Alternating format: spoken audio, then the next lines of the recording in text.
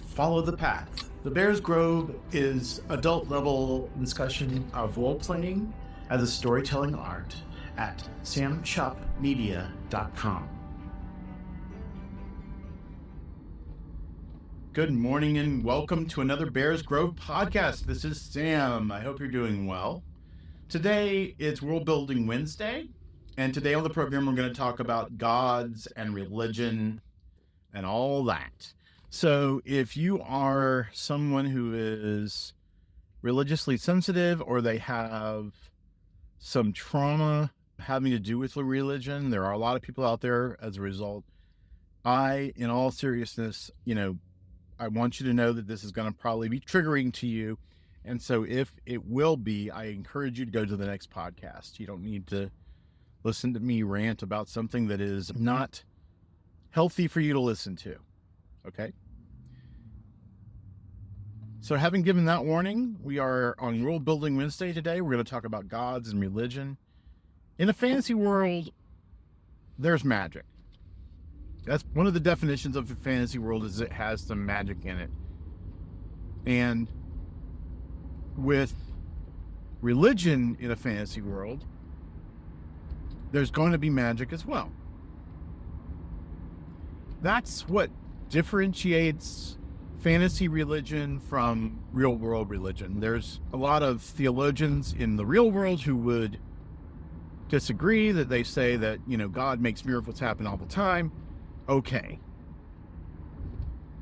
But in a fantasy world, something happens. We know for a fact that magic takes place and that religious magic takes place. It's written in the rules for most games. Now, you can have a low magic game and make that kind of thing very, very rare, and that's okay. But for the most part, once you're in a fantasy world, you're talking about magic. And when I use the word magic at this point, I mean arcane or divine or psionic or whatever you want to call it. It's still magic. But when you're defining a religion, you've got to think about the God that the religion is worshiping. Yes. But also, in a fantasy world, you have to think about what that religion does with the magic that it's given. And you have to explain in the story of the religion how that God works and what that God wants. So, at the core is magic as a concept. Like, think of that as the ball at the center of the earth, right? Then you have a layer of gods, or the god. And then you have the encrustation of religion around that god. And then you have what people believe. And then you have how people act. So what they do, what they don't do, and how that interacts with what people believe, and how that interacts with what religions ask of them. And it's important for you to kind of think about this model when you're building your religions and building and deciding what gods are what. In a fantasy world, it is possible to have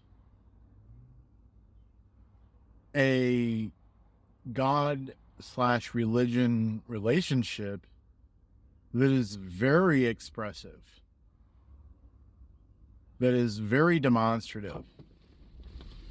Because what happens is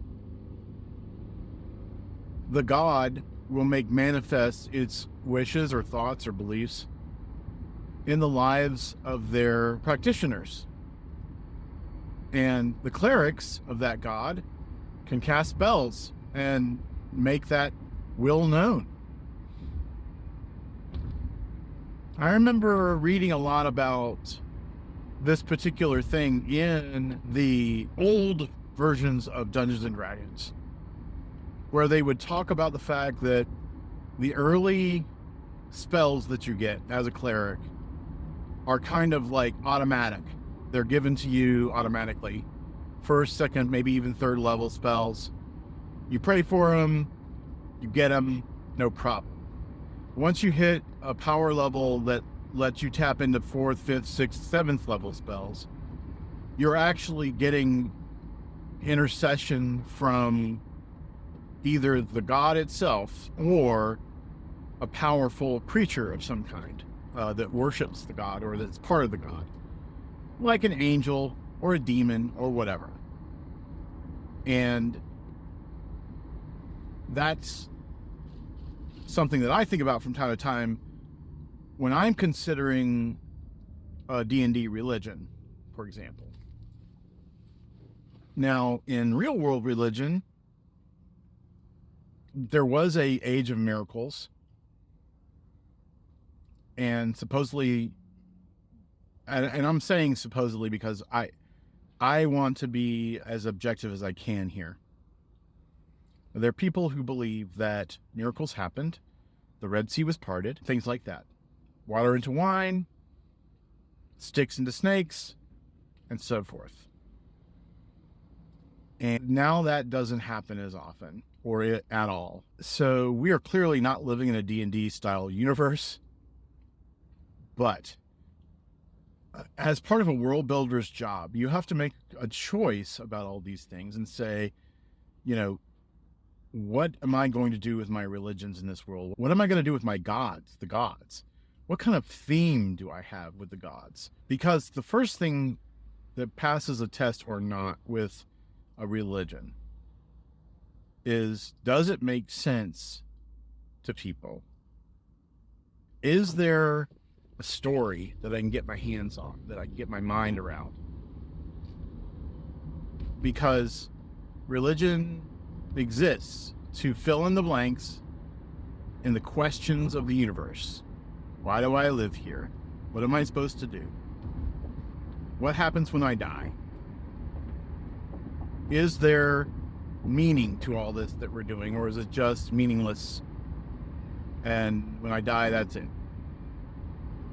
These things religion gets into and talks about. And so you have to think like that when you're building a religion in your fantasy world. How does it answer these questions? So let's take a few gods, let's make up some gods on the spot and figure out kind of what those gods are going to say.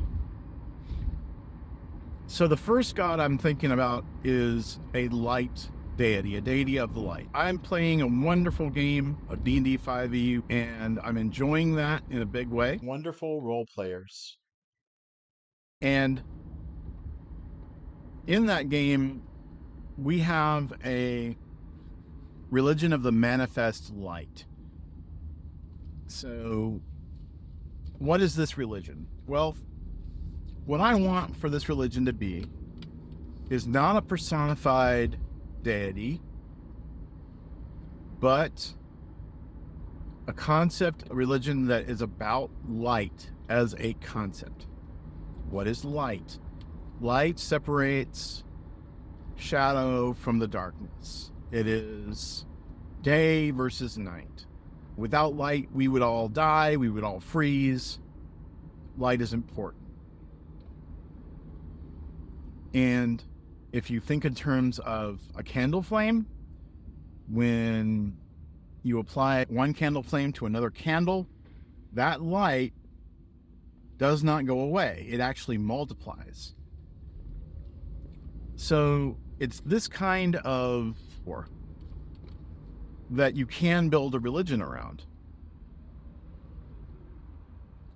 You can think in terms of, okay, so the early teachers of this church who encountered the power of the manifest light the first time, what did they think about?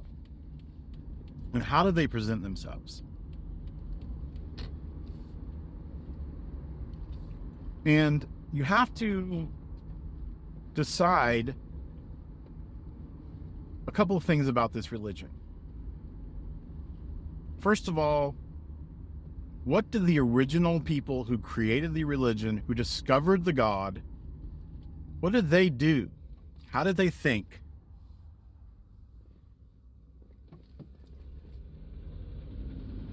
How do they position their religion in the middle of a world where there probably are a lot of gods? Now, the manifest light, the way it describes things is other gods are just reflections of the light.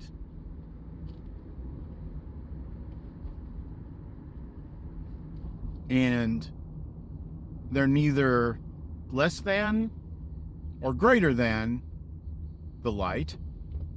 There's a lot of discussion among the theologians of the light that say, well, we might have something to say to these people who worship another goddess or a god or whatever, but we're worshiping the source of all divinity. Might have some brotherhood or sisterhood with these other people because they're worshiping the light through the lens of this God. That would be extremely open-minded of them. And mainly because people like to make divisions, right? Like they like to separate out themselves from each other. So you've got to go ahead and honestly say, would a religion with that belief system stick around? And I'm thinking that the original theologians of the manifest light were like, that's our decision. We're going to say that all gods are one God, but you can worship whatever, however you want. But if you really want to worship the real God for the real power, come to worship the light. But then you have some people who are in that same religion who say, wait a second, no. The light is pure. All other gods are impure versions of the light. We're not interacting with those impure versions. We have to interact with the manifest light. That is how we remain faithful to our religion. Anything else is considered fake, false. And it is a drain on the light. We don't want the light to be diminished in any way. And what about these religions that preach selfishness and destruction and pain and corruption and all the things that we stand against? We can't let those religions draw away from the light and cast shadow on the world. So this is where a schism takes place, because you have the original believers who are like, all gods are one, all gods are of the light. And then you have these fundamentalists who come in and say, no, they're not that way. And so you break off the beliefs of one group to another, and that becomes a schism. Now, if a religion is rational, where they can literally sit down and talk about their differences and work them out, then that schism doesn't have to mean a completely different church. It can just mean a different sect. Somebody who could say, well, all right, brother, if you believe that way, you can form your own sect. You can practice what you preach. You can do our religion the way you want to do it. It's all part of the light anyway. And go ahead. And so in our world, that we're building, that's called the Church of the Manifest Light of the Ray of Light. Because a ray is linear. A ray is dividing things, breaking things up, right? And so instead of this all colors are one, which is more of a prismatic view of the light, the original view of the light was the prism. Now we have the ray. And when you have a belief system like that comes into play and is powerful for a time, it actually strengthens the other side of the coin, because now the prism has to really assert itself to say, hold on a second, our brothers in the ray are really extreme, and we want them to remember by the proof of the prism that pure light gets separated into many colors. And we want them to understand that, yes, fine, you can think about the ray as an aspect of the light, but remember that inside that aspect is the vast possibility of experience. And you might have people of the prismatic light actually going into conflict with the people of the ray, and some serious discussions and or actual fights. They might bring in their worshipers on this. They probably will. And if those worshipers happen to be heads of state, then all of a sudden you've got theocracy going on. If you live in a world where there are demons that manifest, there are undead that manifest, there are awful, terrible things that go on, and your cleric of the ray has spells to destroy those things, and your cleric of the prism doesn't, guess who gets to be state-sponsored? Cleric of the ray. The ray is going to be like, this is important. We have to protect humanity. We have to protect our own. We have to have the power and the strength to destroy our evil enemies of the shadow. And the king looks at that and says, okay, this is the one I'm going for. But just like every religious movement in the world, it's like a pendulum, right? It goes all the way to one side, and then it gets to be too much, and then it starts swinging back the other direction, and it gets to be too much.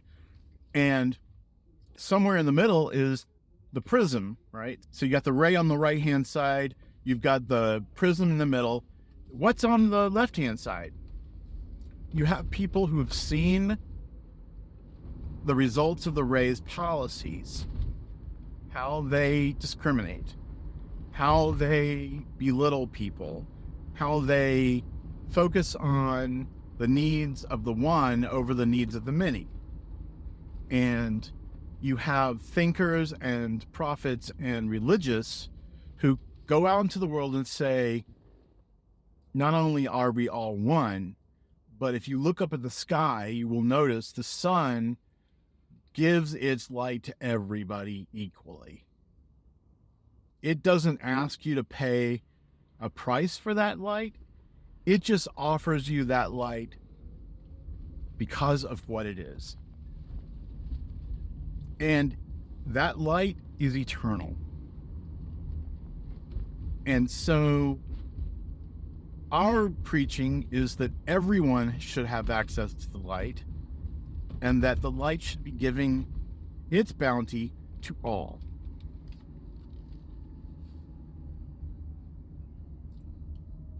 So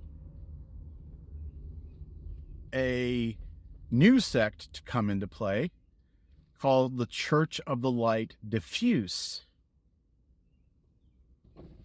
that church is going to have its own partisans and its own believers, and it's going to get some pushback from the Church of the Prism.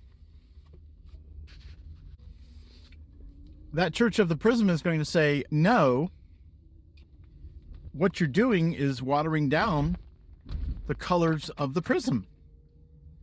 You're turning everything into just this diffuse light, and we don't like it. Your heart's in the right place, and you aren't saying that the prism isn't real, but you would seek to dim our light by making it so diffuse. And you can go on. There could be a secret sect called the Church of the Light Reflected, who are basically moon worshipers. They believe that the light is to uncover mystery wherever they go. And just like the full moon casts light in the darkness that would normally not be there, this particular church, the sect of the Light Reflected, is into talking about how the light can uncover truth.